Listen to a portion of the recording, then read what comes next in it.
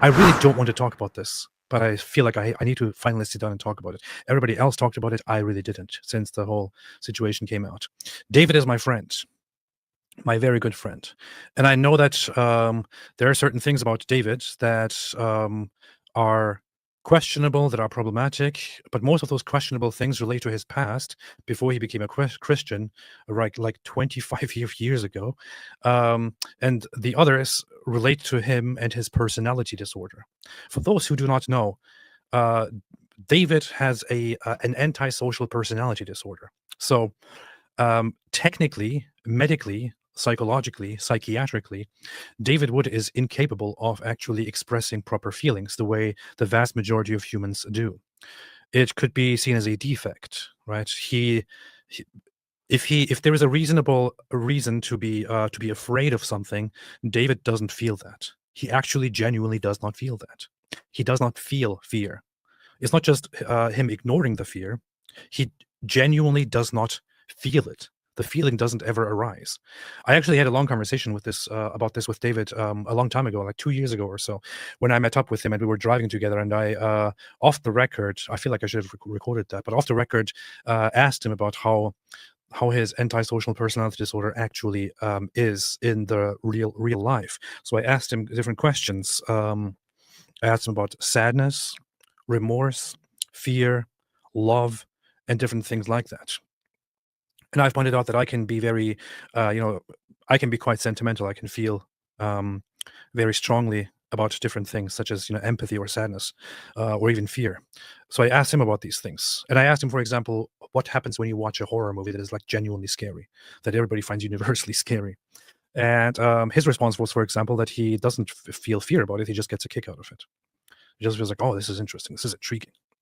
I asked him about fear in a real life situation when there is genuine danger of something bad happening to him or those he cares about.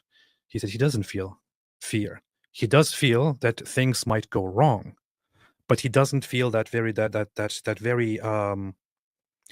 unsettling feeling of fear that all of us, or most of us, know of and feel. He genuinely does not have that, right?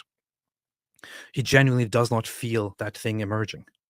So, and fear is actually a useful thing because it can save you from very bad situations. So you could say with him it could be a defect, but he really doesn't feel that. When he anxiety, he doesn't feel the anxiety. If he sees people that he genuinely really cares about, if he sees them suffer, go through hardship, if he sees them be mistreated, or even if he sees them die, he genuinely, despite caring a lot about them, does not feel sadness.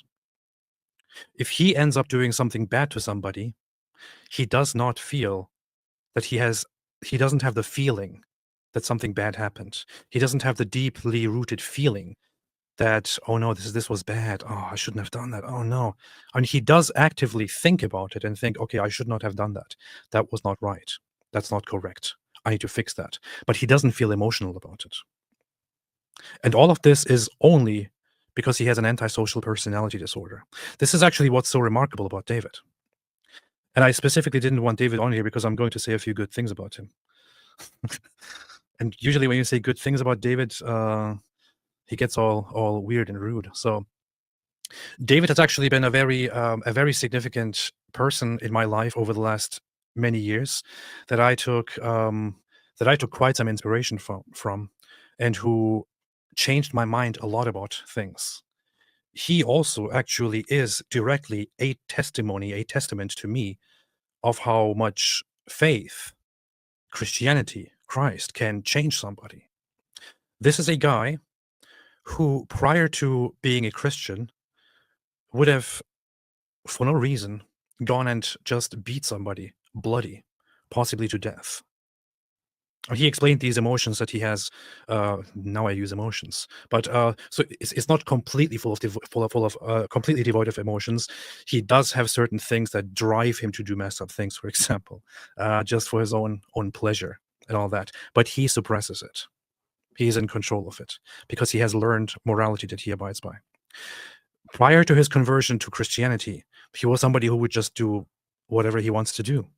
And he would consider social norms and laws and rules to simply be an annoying hindrance to things that he himself actually wants to do. So um, if, for example, in his pre-Christian state, wanted to go and take somebody's money or somebody's belongings, he would normally really want to go and do it. The only things that would hold him back in that state were, if I get caught, it might not be good for me. If I get caught by that person, he might, I don't know, kill me or something like that. So all about everything that he went by at that time was only his own self-interest. He didn't have emotions of remorse or of regret, of empathy, of sympathy, and so on. But then he did a thing where he infamously beat his father with a hammer, nearly to death. He went to prison. In prison, he was diagnosed at a time where the science wasn't yet quite as advanced as it is today. Over the last 20 years, psychology and psychiatry have made huge progress. He was diagnosed, and he was found to have an antisocial personality disorder. That's what they realized. In prison, he became a Christian when he was trying to tell another Christian that he met there that Christianity is nonsense. He became a Christian. After he became a Christian, this guy changed. Some people don't realize how radical and how huge the change is that this guy went through. He changed so much that that whole self-interest that drove him was suppressed and went away. And this guy turned into a completely selfless person. I'll tell you one thing. I have met lots of people in the world. I'm connected to a lot of people. I have a lot of friends and all that. Of all the people in the world, the one person that I would trust with my life and with everything that I have is David.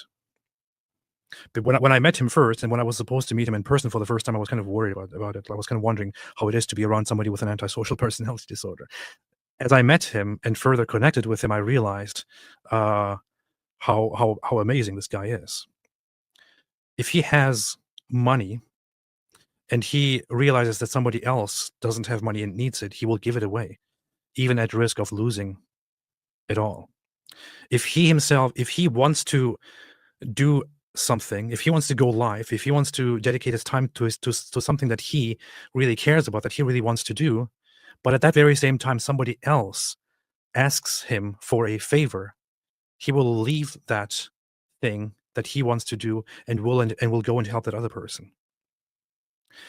This is his work, what he does, the videos and the live streams. If I asked him, "Hey, David, I know this is going to be a burden to you, and I know you're not going to get anything out of this, but could we just spend this whole week just doing live streams on my channel, just doing stuff for me?"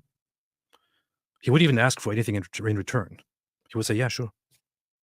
This is how things always go. When I ask him for something, it's like, "Up to you, whatever you want. Yeah, sure, up to you."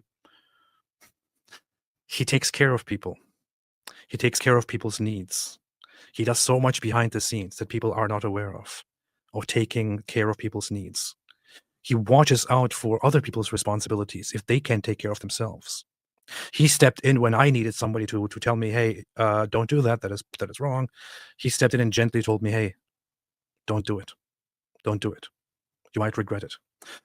On the outside, you might think, "Oh, this is David. It's just, he's this guy. He's obviously not an emotional and caring guy. Why would he care?" He cares. He cares. He really does care. When he sees somebody commit injustices, he has a drive. Maybe that's where he becomes the most psychopathic version of himself. But if he does see that somebody is doing something problematic to somebody else, when he sees that somebody is committing injustices there, that's where he gets really outraged. That's where he wants to sit down and destroy that person and do whatever he can to take that person down. That's why he cares so much about Islam, for example, because to him, Islam brings suffering to the world. Islam opposes the one religion, the one faith that he now loves. Let's talk about love in a second. So Islam destroys things that he cares about, that he considers right.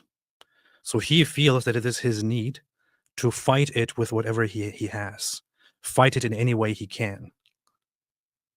David is a fantastic person, and I would never say that to his face, because he would probably make some stupid comment in response.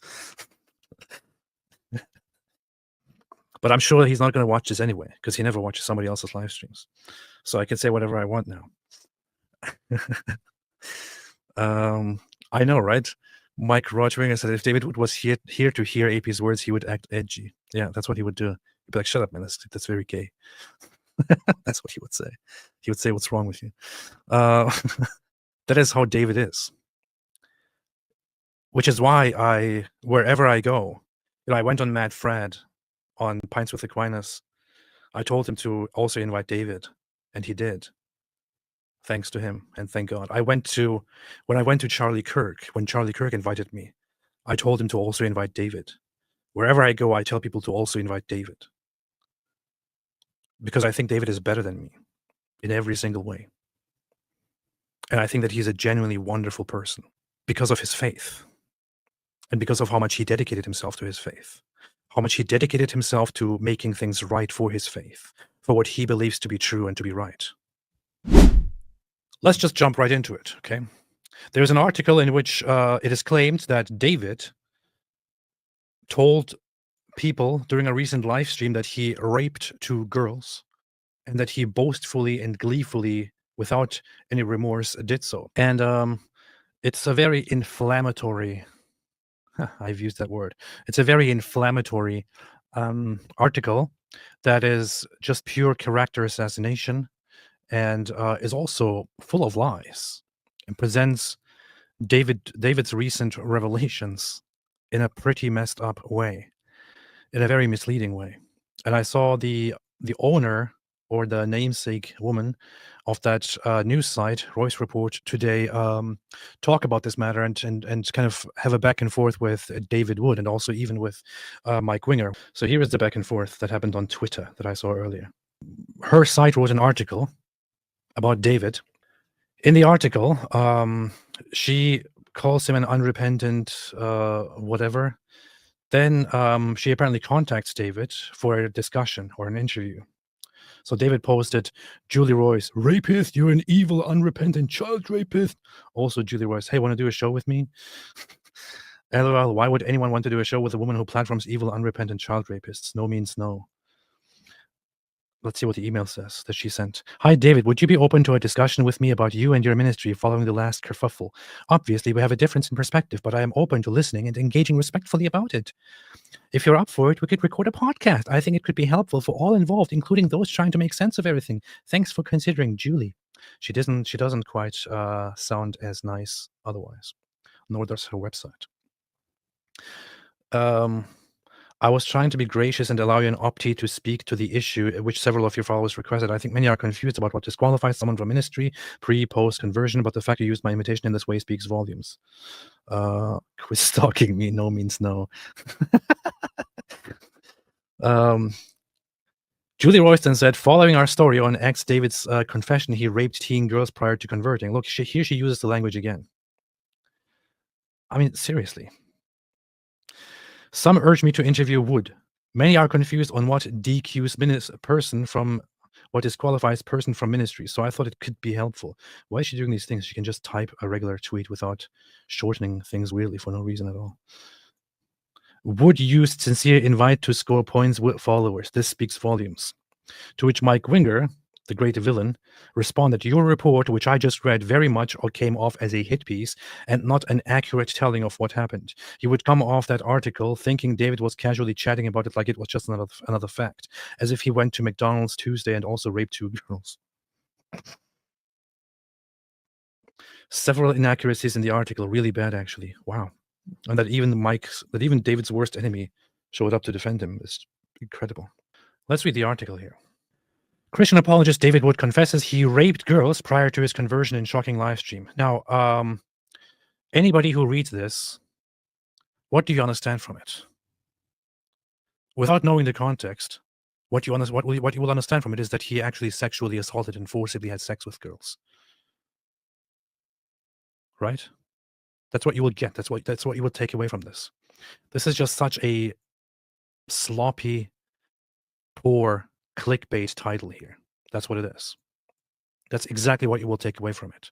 Now, of course, once again, you will argue, and you can argue, that it is classified as statutory rape. That's a different issue. But this clearly will be taken as, oh, so he forcibly had sex with people. That's not what happened. It gets worse. Warning, this article contains graphic descriptions of sexual acts and may be triggering for some readers.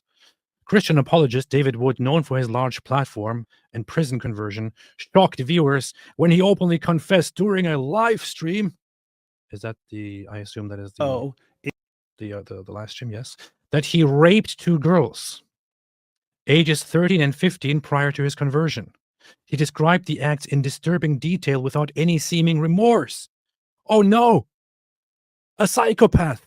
A diagnosed psychopath didn't show any remorse. What the hell?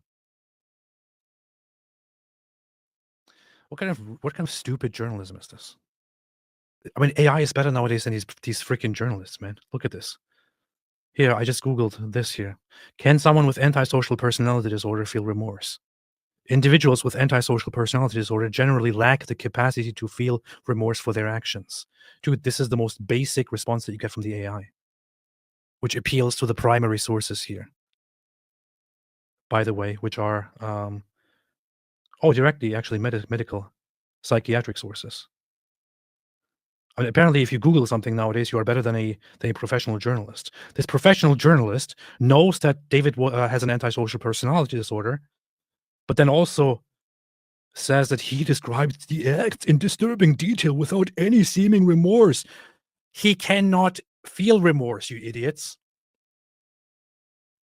Yes, he didn't show any remorse. You know why? Because somebody with antisocial personality disorder doesn't show remorse. Because he doesn't feel remorse. Because he is not capable of feeling remorse. Now, you could, of course, adapt this to the situation, considering that he has an antisocial personality disorder, and then question whether he described it as something wrong, as something that he shouldn't have done. Guess what? He did describe it as something wrong. He did describe it as something that he shouldn't have done. He did describe it as something evil, as something bad. Now, she flung herself at me, so I guess I can defend it. No, I don't defend it. Shouldn't have done it. Doesn't matter if a 13-year-old girl flings herself at you. It doesn't matter if she has big boobs and wide hips and so on. You don't do that sort of thing. So he clearly did do that. Of course he didn't show remorse, because he cannot show remorse, because he's not capable of showing remorse. You absolute liars. And here is the wording again, that he raped 2 girls, ages 13 and 15. Once again, what does it sound like when you say this? It sounds like he forcibly had sex with a 13-year-old and a 15-year-old. In that situation, had something like that happened, had he admitted to something like that, I think the situation would be significantly more disturbing to me. I would approach the situation in a significantly different way. But that's not what happened. Although that is exactly what this sounds like. It's a hit piece, full of lies. The act, he said, took place before he was imprisoned at age 18 for a violent attack on his father, and before Wood, now 49, said he became a Christian. Oh, good, fine. Wow, good, nice. Thank you for adding this context here after this ridiculous headline and this ridiculous introduction. So, how old was he when this happened? He was under 18. That's a big difference from a 40-year-old guy or a 50-year-old guy doing this kind of stuff. It was before he became a Christian. I don't really understand. How is this a Christian website? Aren't Christians supposed to believe in the repentance and the transformation of people who are baptized, who come to Christ, who change their ways? Yet the children of your people say, the way of the Lord is not fair, but it is their way which is not fair. When the righteous turns from his righteousness and commits iniquity, he shall die because of it. But when the wicked turns from his wickedness and does what is lawful and right, he shall live because of it. Yet you say, the way of the Lord is not fair. O house of Israel, I will judge every one of you according to his own ways. Very, very based. And further, but if we walk in the light as he is in the light, we have fellowship with one another, and the blood of Jesus Christ, his son, cleanses us from all sin. Aren't Christians supposed to believe that somebody, for example, the Apostle Paul himself, was a horrible person. And then he changed and became one of the most significant people, the author of multiple New Testament books of scripture. Aren't we supposed to believe in how much people transform themselves and change themselves? I mean, I go to church. I'm a very new Christian, right? And I hear the stories of people who are called saints, some of whom are considered to have done very, very horrible things, including, by the way, murder and sexual violence and other things, who then completely, after an incident, changed their lives and became the best people and ever repentant until their deaths, and who serve as an example of how Christ and the church and the faith can change you. Don't we believe in how much things can change you? Who in the world is a Christian and believes that, oh yeah, once you have committed a sin, and once you have done something bad, that's just who you are. Even if you afterwards become a Christian, we don't care. If you killed somebody in the past, if you stole candy in the past, and then you became a Christian, that means you're forever a murderer and a thief. That's not how it works, man. Let me take a super chat here. Buddy the Rabbit made a huge super chat and said, David was one of the major influences in my progression towards Christ. I very likely would not have come to Christ the way I did without David's impact and my interest in reaching Muslims. David, for me, was a data point of true conversion that led to my baptism. Thank you for sharing that, Buddy Rabbit. I appreciate that. Appreciate it very much. The last two girls I had sex with before I went to jail, one was 13 and one was 15, Wood told Ridvan Aydemir. Hey, that's me. Hey, that's me. A friend of Wood's known as Apostate Prophet last week. Wood runs the YouTube channel Apologetics Roadshow with 383,000 subscribers, with many of his videos directed against Islam. He spoke gleefully about his past criminal acts. When in the hell did that happen? How in the hell was that gleeful? Further, boasting openly to his audience. Did he at any point boast about it? Even in the clip that she posted here, he points out that it's wrong. 18-year-old girl. Now, she flung herself at me, so I guess I can defend it. No, I don't defend it. Shouldn't have done it. Doesn't matter if a 13-year-old girl flings herself at you. It doesn't matter if she has big boobs and wide hips and so on. You don't do that sort of thing. So here, even in the clip that she posted, David says you don't do that sort of thing. And this is only the minor part of him acknowledging that it's wrong. Yet in the article here, they write, boasting openly to his audience. He spoke gleefully about his past criminal acts, boasting openly to his audience. Freaking liars, man. Absolute liars. Absolute liars. I could sit here and casually say, yeah, in the past, I stole something from a store. I'm sorry, but that's the worst thing I did, I'm not as cool as David. I'm going to say I stole something before. And I can also say, you shouldn't do that kind of thing. Does this mean I'm boasting about it? Does this mean I'm being gleeful about it?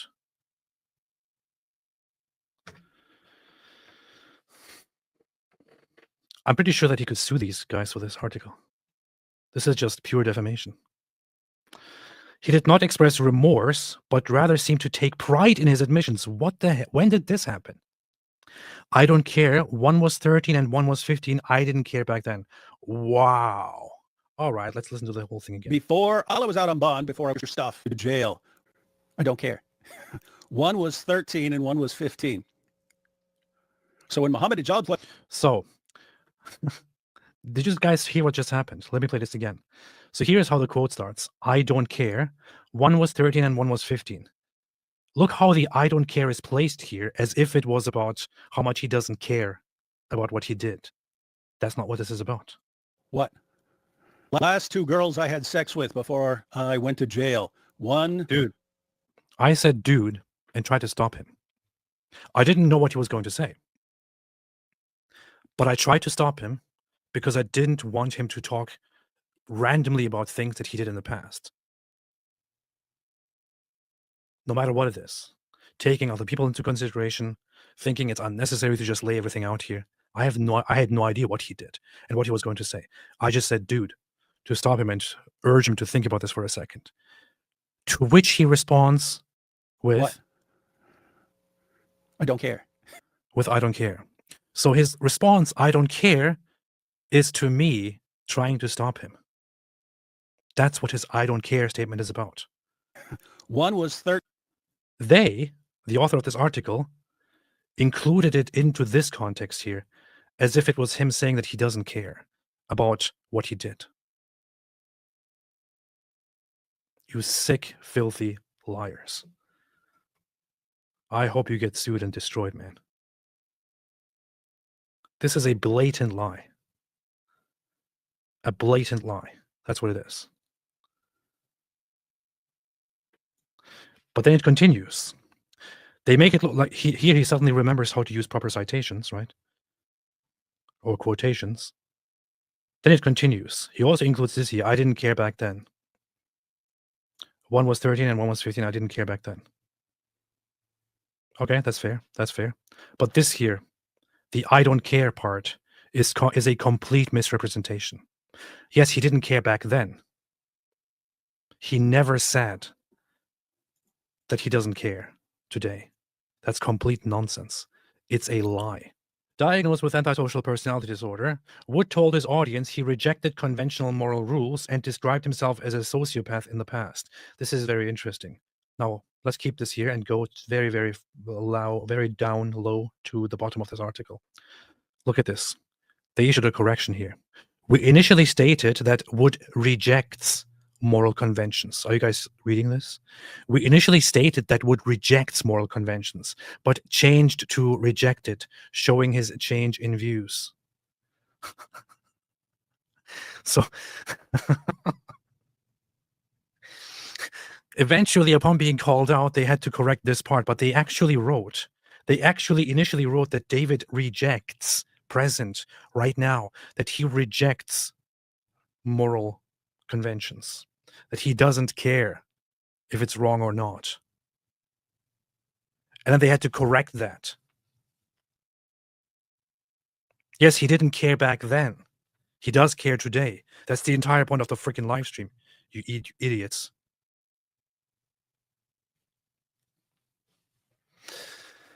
Wait, let me read further what the correction says. TRR also removed a sentence claiming that the 66% dislike ratio of the video with Wood's confession shows a normalization of the behavior Wood describes. Really, man? I mean, whoever wrote this article should, this guy and whoever else approved of it, they should all retire forever. Shut down whatever they do because they're apparently horrible at it. Retire completely. TRR has instead inserted several sentences which more accurately explain why the audience did not respond negatively to Wood's confession. Yeah, okay. You also still described him as being, as not feeling bad about it, as bragging about it, as being boastful about it. None of that ever happened. You liars. Absolute liars. The Royce report attempted to find contact information for Wood, but initially was unsuccessful. We have since emailed him requesting an interview, and he responded by poking fun at the request on social media. It's actually very, very easy to find the contact information of David Wood, but they clearly did not try. And then we're like, we couldn't reach him. We had no idea how to find him. Investigative journalists right there.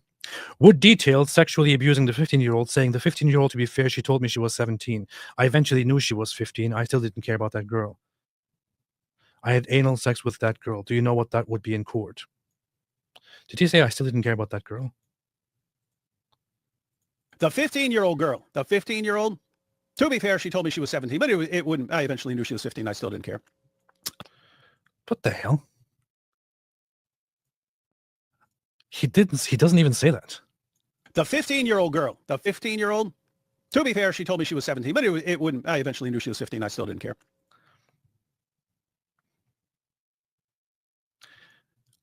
I eventually knew she was 15. I still didn't care. Where in the hell did about that girl come from? Where did this come from? He doesn't say that in the clip. He doesn't say it in the video. Where did this come from?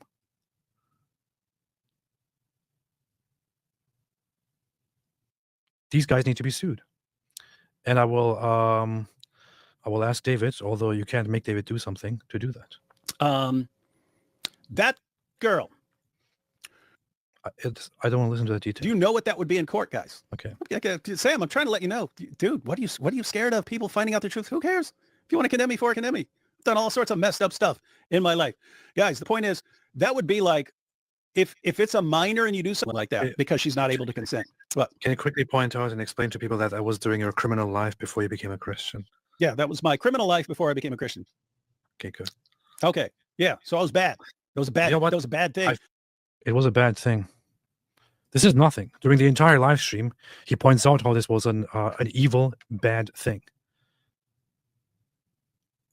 But they make it sound like he was completely okay with it, and still is completely okay with it.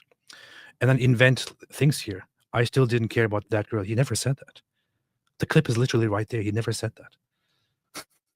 During the broadcast, apostate prophet, and that's me, appeared visibly unsettled. I did indeed, but also laughed off the severity of the confession. What the hell does that mean? Laughed off the severity of the confession? Am I getting this right here? Okay, correct me if I'm wrong. I need some help understanding English here. Laughed off the severity of the confession. To me, that sounds like I tried to downplay it or dismissed the severity of the confession by laughing about it. Is that what I did? Is that what this means? I need somebody to help me out here, understand English. English is my second language. I'm an immigrant. I don't know how to speak English properly. I'm going to ask ChatGPT what this means. Okay, so even ChatGPT helps me out and says, it means someone treated a serious admission as if it were trivial or funny rather than acknowledging how severe or important it really was. Okay, so I'm not being insane. That's literally what it means, right? It means that I apparently didn't think it was so serious, so I just laughed it off. Did that happen anywhere here? What? The other, you can, and so 15-year-old, you know what that would be in, what do you skip? If you want to condemn, the point is you're category to consent. It was during your criminal life before you became a Christian. Yeah, that was, okay, so I was bad. That was bad. Am I laughing anywhere here? I generally didn't know what to do here. I was just, I was pretty disturbed. Here, I felt very disturbed and didn't really know what to do with myself, because here he mentions a detail that when I listen to it, I still feel very disturbed about it. Probably because it sounded disgusting. Did I at any point laugh here? No, I didn't. So here, they're also defaming me here, by the way. This is pure defamation. And I am, in fact, considering here at this point seeking legal counsel. So, dear Julie Royce and Mark A. Kellner, I expect a retraction and a full apology to this as soon as you can. I request from you guys a retraction and a complete full apology. A retraction and correction of every single thing that you guys here deliberately did wrong, including adding random words that you hallucinated into existence, and also making defamatory claims about me that are disproven with just a little look at the video here. Otherwise, I will seek legal counsel immediately. American Muslim scholar Daniel Kikic. American Muslim scholar. This is very funny, isn't it? It's a very Christian platform here, man. They didn't point out that the American Muslim scholar in question is not a Muslim scholar, but rather an American Muslim debater who advocates for child marriage and sex slavery. To Islamic Do you know law. what precocious puberty is? Yes, I do. Okay, what is it? It means starting puberty unusually early, like Can you beyond have, averages. is there anything in Islam that prevents you from, a man marrying a 5-year-old that started precocious puberty? No, marriage can happen, you can arrange a marriage even as an infant, but that doesn't mean that sex is allowed. Okay, could a man have a marriage to a 5-year-old consummated if she started precocious puberty? If she starts showing signs of physical maturity, then yes, that's permissible, as I stated. That's What about the age principle. 4? If there are signs 3. of, so this is something that becomes biologically impossible because precocious I have a puberty, study there are that shows no. it goes as early as 11 months. All right, well, that's something that the parents would not. See, the thing about Islamic marriage is that parents are involved at these ages. And when you look at the marriage of the Prophet, peace be upon him, to Aisha, her parents were involved. And so she was not living with the Prophet, peace be upon him, even though. So according to him, 5 years old, 4 years old, if a little girl of the age of 4 shows signs of maturity, you can have sex with her. If she shows signs of maturity at the age of 3, you could technically have sex with her. But the parents should be in charge of it. If she's at the age of 11 months old, as IP here points out, for which there are studies and actual real-life cases, Daniel still thinks it is technically doable, although the parents should be in charge of deciding it. So this guy believes that you can be a 60-year-old man, a 50-year-old man, and have sex with an 11-month-old girl. And this guy here thinks that David would sexually abuse somebody because he had sex with a minor when he was 18, which he now considers very, very evil, by the way. Man, what an absolute slop article. You lying snakes. You lying snakes. I will say it one more time. Mark A. Kellner and Julie Royce, who edits and approves of these articles.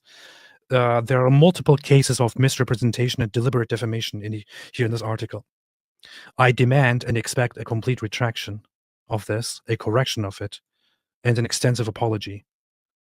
If you do not apologize for this, especially on my behalf, personally, this year, during the broadcast, Apostate Prophet appeared visibly unsettled, but also laughed off the severity of the confession. This is a blatant lie. It literally never happened. If you do not apologize for this, you will be in trouble. I will seek legal counsel. And I hope David does too, for all of the other things that you guys lied about. You absolute snakes. Wood posted another video Monday. You wake up in the morning, the sun is shining, the birds are singing. You open your laptop and click on X to find out who you're supposed to be enraged at all day, and then you see, wait a moment, it's me. I'm the one I'm supposed to be enraged at all. Man, who watches David Wood videos, man? He starts every video like he's talking like actors used to talk in old movies, like in the 60s or something. Day. Just ask all the world's leading defenders of child marriage. David Wood recently admitted to raping 2 underage girls and forcibly sodomizing them. He hid this from his audience. Forcibly sodomizing them. That never even happened, man. This guy's just a complete liar. For decades, and only revealed it after others threatened to go public. This is who Jews pick to spread Zionism. Did any Jew pick David Wood to spread Zionism to Christians? Listen, I know how David started talking about Israel. I was there. David started most of his commentary on Israel because of me. Not because I forced him to or asked him to, but rather because he agreed with me. Life lesson for you Dawa guys. Beware of D. Wood when he comes to you bearing gifts